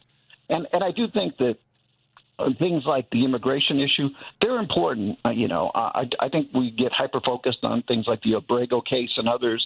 The reality is that the vast majority of Americans do want something done about immigration. And on that particular issue, Trump is actually doing pretty well because our borders are controlled relatively in terms of where we've been in the last generation. Now, I don't think that it's a process that's particularly humane, but relative to outcomes, it is working in that regard. We have record low numbers of illegal crossings at the border. Here's the thing with that, though, Steve, and this is what everybody, I think, misses. No one president has hit it out of the park when it comes to this. So I don't give Trump any more credit because it's a progressive effort to fix immigration, because immigration is not just the southern border. It's been hyper covered as a southern border issue. Well, but Richard, okay, let's come back. No, hold on. Let me go back to something real quick. The previous administration had a recommendation to put forth effort, money, resources to make things happen then, and it was squashed by the Republicans in the House of Representatives. At Donald Trump. Yeah, that was a GOP bill killed by the Republican. So I am not going to give Donald Trump, you can, in all fairness, you can. I'm not going to give Donald Trump any credit for something that was being. So now where we are is in a situation where that could have been even better had he stayed the hell out of it. Right, and I agree. I mean, he has fostered a atmosphere of fear in the immigrant community. So obviously, if you're sitting somewhere in Mexico or Guatemala or Honduras, a few other places, you're saying to yourself, I want to go. You're certainly not saying to yourself, I want to go now, because I'm going to be turned around, I'm going to be apprehended, and so forth. Now, if people think that that's effective and they support that, and a lot of Americans do, fine. Others don't, and I certainly agree that we can have a better policy. Now, the reason that that so much of this is focused on the southern border is that 9 out of 10 people who are here as undocumented individuals are from the southern border. If you take everybody who's here from Europe, from Asia, from Africa, the South Pacific Islanders, all of them together are in the single digits combined. Correct. So, there's a reason. Again, we don't have a problem with people from Iceland here or from Kenya. But my comment, and we got to wrap up because I've got to get our guest on, is that I'm not giving Trump credit for something that he broke that was moving in a better direction. I'm not giving him credit for that now, because he broke something that would be in a better situation had he stayed the hell out of it. I agree we know numerically, the numbers represent that the southern border conversation around immigration is where we need to put our attention. But we're in terms of the largest amount of our attention and resources. I don't disagree with you on that. I'm saying I'm not giving Donald Trump any credit for solving something that he had a hand in breaking, and then now wants to come in to look like he fixed it when he should have just stayed the hell out of it. So, Steve. And I think that if we want to win, we do need to be on the side of where most Americans are. Most Americans are for enforcing our immigration laws. You don't get to come here and, despite being a good human being and working hard and so forth, and then just get a free pass, because otherwise 100 million people are going to do that. And that should apply, and that has to apply to everybody, not just a particular group of people. That's the part. Right. That's the conversation that has to be had. It has to apply to everyone, and the current administration is tipping its hand that it doesn't apply to everyone. Absolutely. And that's a problem. I got a problem with that, and I know people know that I have a lot of us have a problem with that. But fixing it, we have to fix that. We have to make it right and better. But Donald Trump doesn't get any credit. This administration doesn't get any credit for that when they were he was part of breaking it with the Republicans in the House of Representatives. They broke it, and now they want to get credit for fixing it when, in fact, they were part of the problem that we were en route to fixing or making better in the previous administration. Steve, I got to go because I got to get our guest on, but thank you for your call. All right, guys. Shifting gears a little bit, sort of, kind of, not really. When I've talked to you guys before about concerns around education and what's important with regard to some of our public discourse, there's always going to be a voice there that has leadership in that space, shows leadership in that space. And with us this morning is the president of Public Agenda. And when I talk about Public Agenda's new report on who gets to learn is with us, Professor Andrew Seligsohn. Good morning, Professor, and welcome to Choose Views. Good morning. It's great to be on with you. Thank you. Sorry about that delay. We normally don't take calls from callers right before we have a guest on, but I thought we would be able to squeeze one in. I was being optimistic, but thanks for being with us this morning, and thank you for taking the time to chat about something that you have been just I don't know what to say other than just a champion for, and that's making sure that our conversation and our effort and our energy around education in the public colleges and universities is a top of the line item. And with all that's coming from the federal administration, you've really been leaning into that. So take a moment, tell us a little bit about you, your background, but also what you're working on right now, which is so important in this space around who gets to learn. Absolutely. I'm a political scientist. My own interest has always been in using what political science research can bring to inform better public conversations and strengthen our democracy. And now I have the opportunity to lead Public Agenda, which is a nonpartisan, nonprofit research to action organization. Our North Star is a strong and healthy democracy, and we believe that an education sector that provides real opportunity for all Americans is a key element of what can get us to a stronger and healthier democracy than what we're experiencing right now. And when you say what we're experiencing right now, let me ask you, this may be not a rhetorical question, but one that I think it sometimes coming from you, someone like you with your background and experience, it may resonate a little bit more. And that's this. Why is education important to our society in your experience and your observation? Well, it's interesting. This conversation, the context for it is we've just done a survey of Illinois residents about their views about higher education, why it matters, why they'd want to pursue it, what the challenges are in doing that. And one of the things we see is that, Americans and Illinois residents across the political spectrum recognize that there are huge benefits to individuals and families and communities when people have the opportunity to pursue higher education. There's great data that supports this. Economic productivity goes up. Communities are stronger and they thrive when more adults have the opportunity to pursue and succeed in higher education without breaking their own personal finances. And so I know in Illinois right now, we see that's what residents think. About 7 in 10 people in our survey across, Democrats and Republicans believe that the state should increase funding to improve public colleges and universities. We saw lots of support for supporting institutions with funding if they are educating lots of underrepresented students, and I can talk more about the details of that.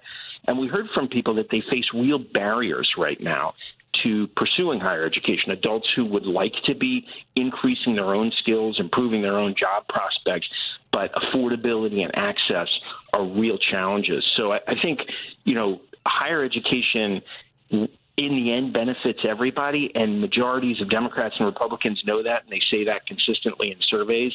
And I think a lot of the divisiveness right now about higher education has nothing really to do with what people know about their own families, what they want for their own kids or for themselves. What do you think it has to do with then? Because if it's not, let me ask a better question. A better question might be, if it's not a partisan issue, if Democrats and Republicans and independents, or let's just take the whole spectrum of folks in this conversation, see it the same, then why do we see so much pushback? And we could make it a tiny bit partisan with this current administration when it comes to education at large. I mean, I get where you're coming from, but just help us understand what you're seeing. Why is it that we're getting pushback from one group and not as much pushback, if you will, from another group? I think there's a number of things going on. One big piece of it, in our survey, 47% of Illinois residents said that right now a college education is a questionable investment, not because they don't see the benefits if you can get through, but because you get the debt, the cost, no matter what, and they know that a lot of people don't finish, and some people do finish and don't end up getting the best opportunities. And so it's as if you were buying a house, but they said, well, you get the mortgage, but you might or might not get the house, right? There are people who are putting up the money, and they're ending up in tough circumstances, and they don't end up with a college degree. Right now, the Democratic Party skews toward people who have college degrees and are reaping the rewards from that. The Republican Party increasingly represents people who aren't in that position. And when you are looking at the question of whether higher education is really for you, the fact that right now there are such affordability and access challenges for people, that makes a lot of people say, look, higher education, it seems great, but it's not really for me. And I think that's where some of the hostility comes from toward higher education.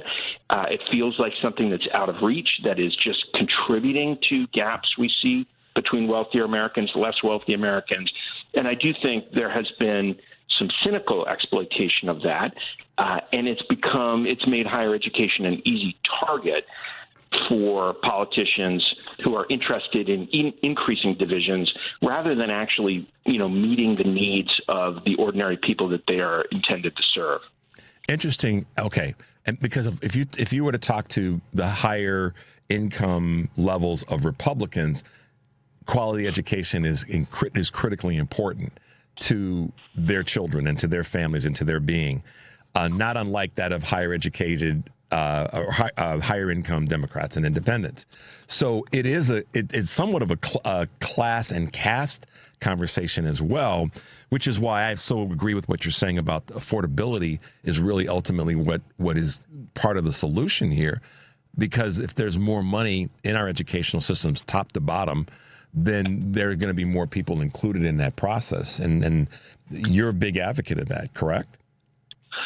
Absolutely. And, I think one of the things about this, too, is we can be led by some of the things we see coming out of Washington to overstate differences among Americans. So just to give you one example, we asked people this question about if an institution is educating large numbers of underrepresented students, and we asked about 5 groups: students from low-income families, first in their family to seek degrees, students from rural communities, those who delayed enrollment after high school, and students from racial and ethnic minority groups. And we said, if an institution, a college or university, is educating large numbers of students from any of those groups, do you think they should be rewarded?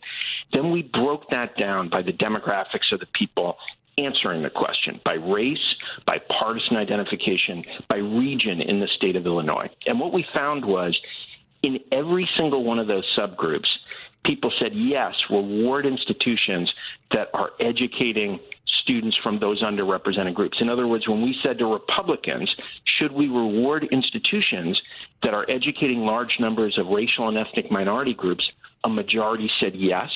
when we said to Black Illinois residents, should institutions be rewarded for educating large numbers of rural students?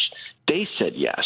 So we saw in every single, there was no way to break down this data where there were not majorities in favor of educating and rewarding the institutions that are educating these underrepresented groups. That's a level of consensus that you might not think would exist based on headlines. And we think it's really important. It's a basis. If I'm a legislator in Illinois, I should be focused on that and saying, I can make my constituents happy by supporting educational access and opportunity across the board.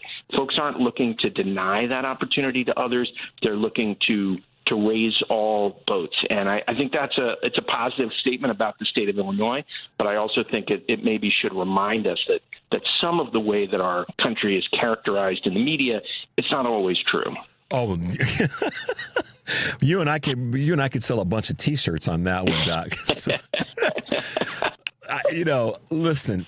First of all, this is such a joy to have you with us. We're talking with Professor Andrew Seligsohn, who is the president of Public Agenda. You guys need to check out the work that his organization is doing in this space and talking about why education is so critically important and why we as a community have to lean in. If anything, and I'm going to say this I don't know how you receive this, Professor, but we have to put down the arms, if you will, the fighting tools when it comes to educating all of us as a community. Historically, we know that folks of color, Black folks specifically, were banned from education. And we know the history of that, and that's a longer conversation for a different day. But I believe that if we can come together and understand that the greater and better educated we are as a community of Americans, the better our country is going to be.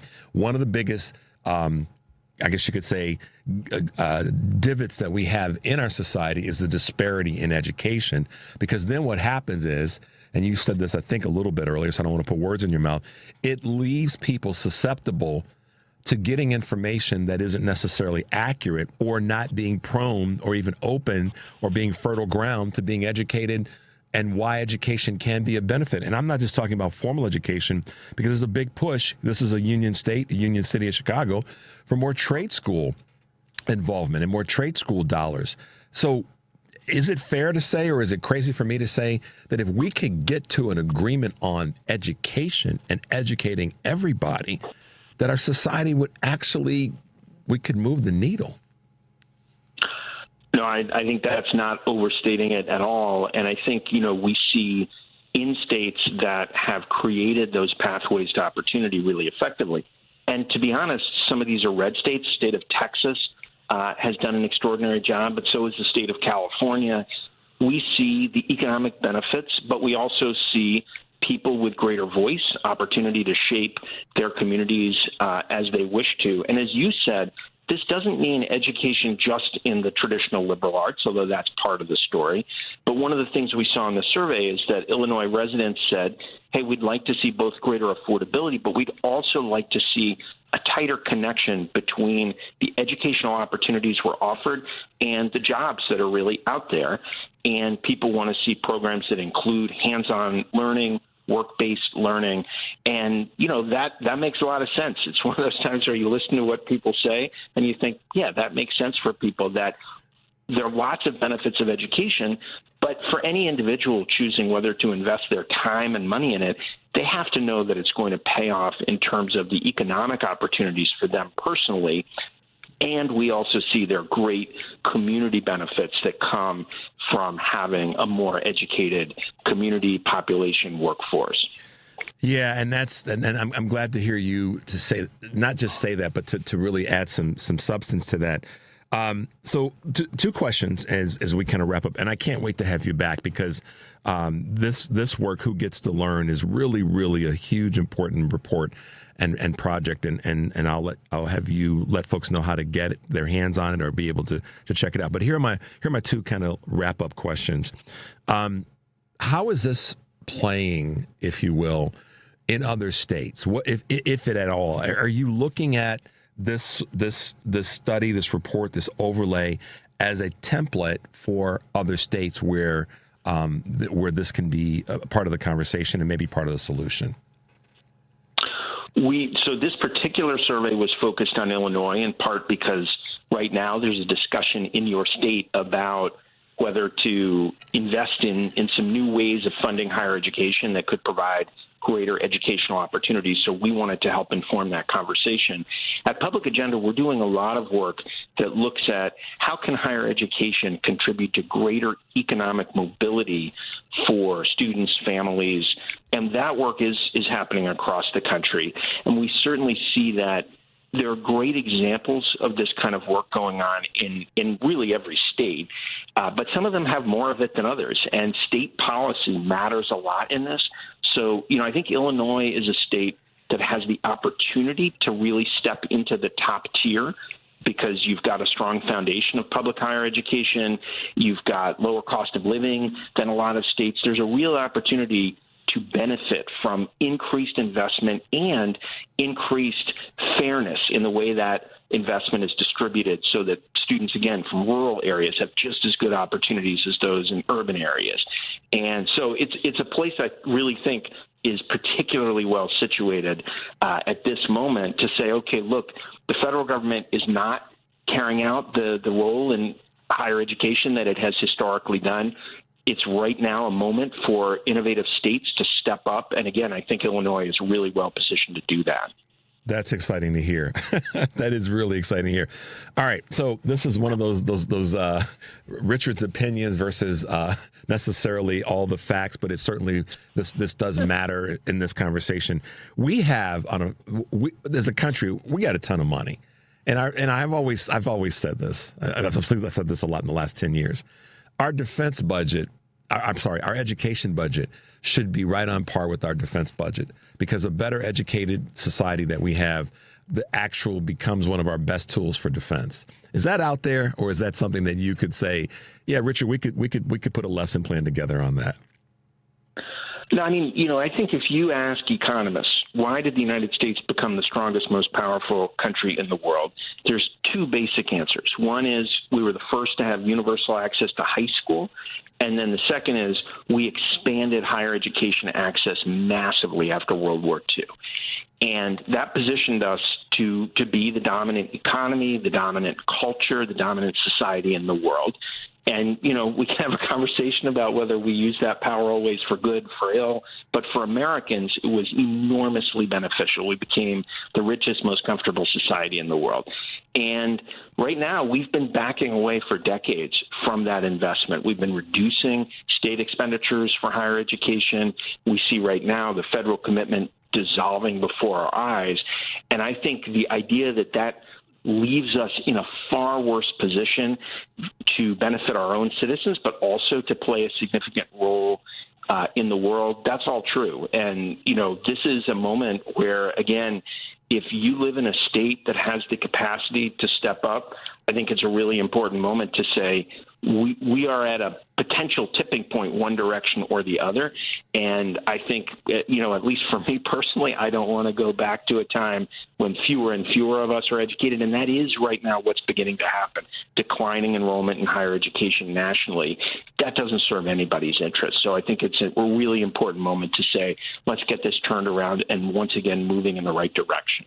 Yeah, and I appreciate you addressing that. We became that greatness because of the things that we did to invest in the increased knowledge of our communities, and that's so incredibly important in this moment.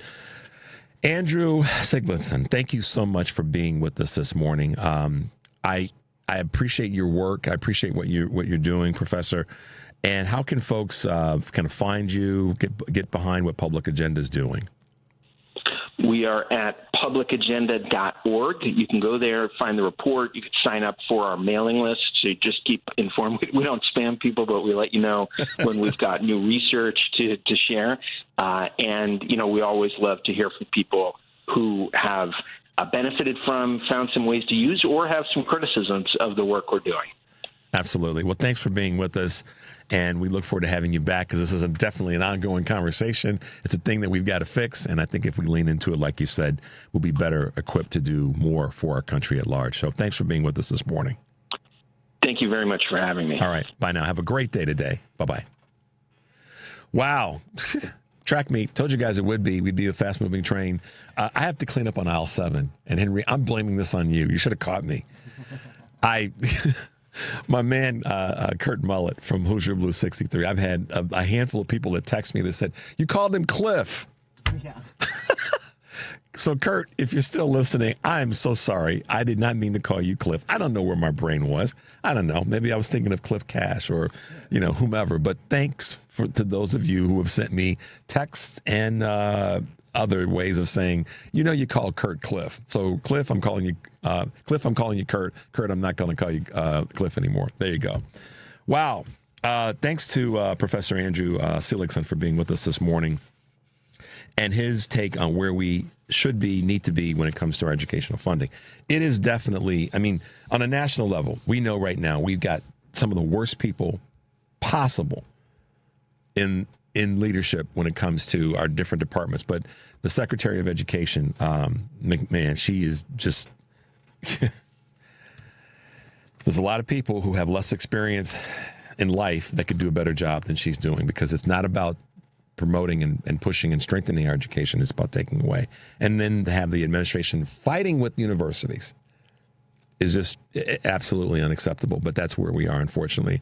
I appreciate what Professor Seligsohn had to say there. And I appreciate my man, Kurt Mullett, being with us today. And it's always great to have him with us. And Mick Dumke talking about his FOIA request from the Department of Homeland Security and ICE's in arrest records. That's public information that we should have access to. Them denying that is just once again showing, and kind of to what Kurt said about the administration and Republicans just pretending like the laws and the guidelines are non-existent. So we appreciate the work that Mick is doing, and we'll keep you guys posted on that in that space. Let's give Roosevelt 30 seconds. Roosevelt, we got 30 seconds, man. I know it's a lot to talk about, but get it in real quickly. Go. Real quickly, Jasmine Crockett and Kash Patel. Have you seen the exchange between them lately? Not too long ago, as far as how the cover-up is on the FBI side and everything that they've done when it comes down to to that scandal where they leaked information to the reporter from the Atlantic. Point number one. Point number two, Kash Patel. This guy is going to be hiding a lot of stuff, a lot of stuff that we are not going to know. Yeah. And Bundy, that's another foe that Crockett has chosen to do battle with. Yeah, and those are two. She's been fighting. No, I hear you. She's been fighting. Jasmine Crockett has been there fighting and throwing some serious punches, and she's going to continue to do that. And that's why when Kurt and I were talking, we both were referencing that those are the people that have got to be that we need to have more of that, and more people need to be following in that manner. So, Roosevelt, as always, great to hear from you. Sorry we had to keep it short this morning, but thanks for your contributions, Roosevelt. Have a great day. You too. All right. Al, real quickly, you got 30 seconds. Go for it. Hi, good morning. Let's see, 30 seconds. Go. One thing that Kurt said, it's like finding a Tootsie Roll in the Republican Party, but I would change that to the Republican leadership, because there's a lot of people that are Republicans that are being bamboozled or brainwashed by, my other big subject, which is the media monster that we're up against. Yeah, and you make a good point about that. Kurt was right. We got to fight harder. We got to fight better. We got to fight differently. But the right wing media is. Give an example. Just the CNN thing. That's right wing media esque. And you're right, Al. Yeah, and I had on 890 last night, the Red Eye Radio, and they were all over every point. Democrats are bad. Trump is going to fix the problems in the Middle East. Democrats don't know anything.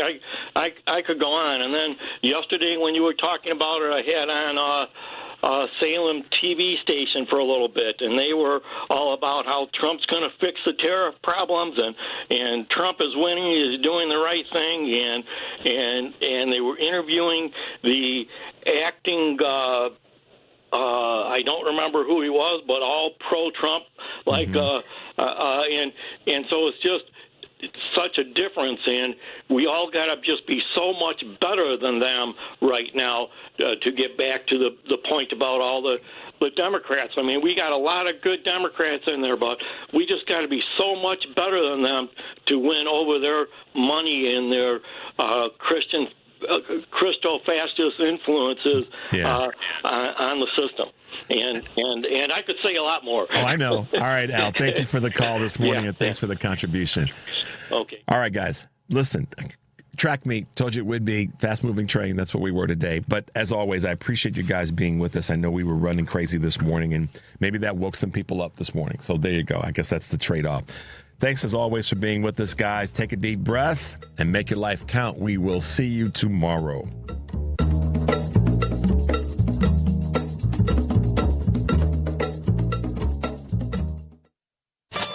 Seems everything costs more these days. Gas, groceries, and when's the last time you checked your wireless bill? When it comes to Big Wireless, if you're staying, you may be overpaying. Switch to Consumer Cellular and get your second month free for a limited time. You'll get the same fast, reliable nationwide coverage without the big wireless bill. Plans start at just $20 a month. Here's Veronica and Jackie, real customers. I didn't know that I could get something for a lot less money that was actually better than who I was with before. Anytime anybody complains about their cell phone bill, we say, you've got to check out Consumer Cellular. And now for a limited time, new customers can get their second month free when they use promo code SECONDFREE. Just call, click, or bring us your bill and see how much you can save. Because when it comes to Big Wireless, if you're staying, you may be overpaying. Call 1-888-FREEDOM, visit a store near you, or consumercellular.com and use code SECONDFREE to get a free second month. Real people paid to share their opinions in this ad. Plans include $5 credit for auto pay and e-billing. Taxes, fees, and other third-party charges will apply. See website for additional details.